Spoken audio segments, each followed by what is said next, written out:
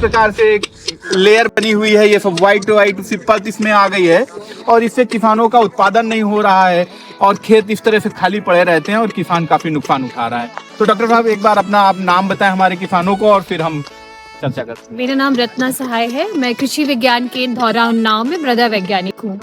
जो ये ऊसर मृदा की प्रॉब्लम है, अगर इसको हम बेसिकली देखें तो हम जिस रसायन का उपयोग करते हैं वो है जिप्सम।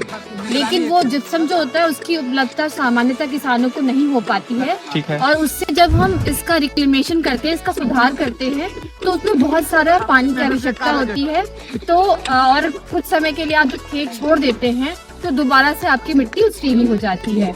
तो हम ऊसर मृदा के सुधार के लिए जो बेसिक चीजें जो हम लोग कम संसाधन में कृषकों को रिकमेंड करते हैं, सबसे पहले वो एक तो है आपकी हरी खाद। जो जिप्सम है उसकी जगह आप जो ढेंचा अगर उगाते हैं इसमें, तो उससे क्या होता है कि आपकी मिट्टी में न्यूट्रिएंट जाते हैं, प्लस जो उसकी जड़ों से जो एसिड निकलते हैं उससे आपकी मृदा में सुधार होता है।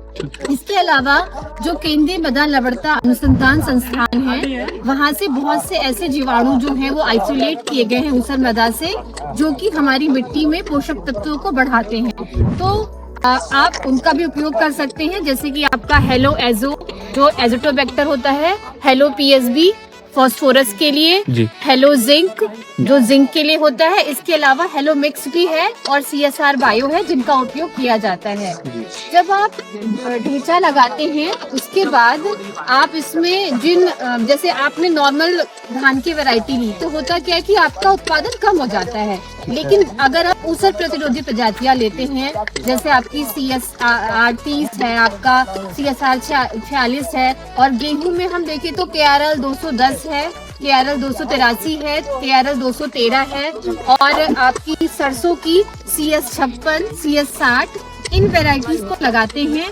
और इसके अलावा जो आपकी प्राकृतिक खादें हैं, जैसे आपका जो गोबर खाद होती है, वर्मी कंपोस्ट खाद है, वर्मी वॉश है, इन सब का लगातार उपयोग करते हैं, तो इससे मिट्टी की जो गुणवत्ता होती है उसमें सुधार आता है और धीरे धीरे जो मिट्टी का उसीलापन है वो उसमें कम हो जाता है। तो जैसा कि किसान साथियों आपने सुना, डॉक्टर साहब ने बताया कि हमारी लवणता अनुसंधान जो है उसने भी कई सारे काम कर रखे हैं, कई सारे बैक्टीरिया बना रखे हैं। तो हम डॉक्टर साहब से एक क्वेश्चन और करना चाहेंगे।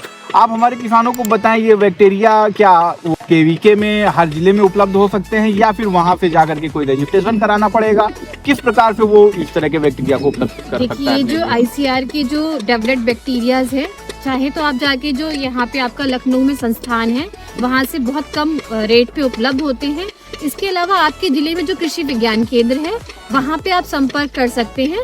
वहाँ पे वो उस इंस्टीट्यूट से मंगा के वो जो बायो फॉर्मुलेशंस हैं वो आपको उपलब्ध करा देंगे, तो इससे आपको निश्चित ही जो है फायदा होगा। तो इस तरह से अगर हम बात करें तो जैसा कि डॉक्टर साहब ने बताया कि हमें बैक्टीरिया भी मिल गए, बहुत सी ऐसी किस्में मिल गई धान की और गेहूं की, जिससे किसानों की ऊसर संबंधी समस्याएं खत्म हो गई। किसान अपने खेत में ऊसर से बचने के लिए बैक्टीरिया डाले, हरी खाद का प्रयोग करे। जिप्सम अगर उपलब्ध नहीं हो पा रहा है तो हरी खाद की बैक्टीरिया द्वारा डॉक्टर साहब ने बताया कि आप अपनी भूमि को सुधार सकते हैं, और साथ ही साथ में ऐसी वैरायटियां हैं जिनको आप प्रयोग करके अपने खेत में उत्पादन ले सकते हैं।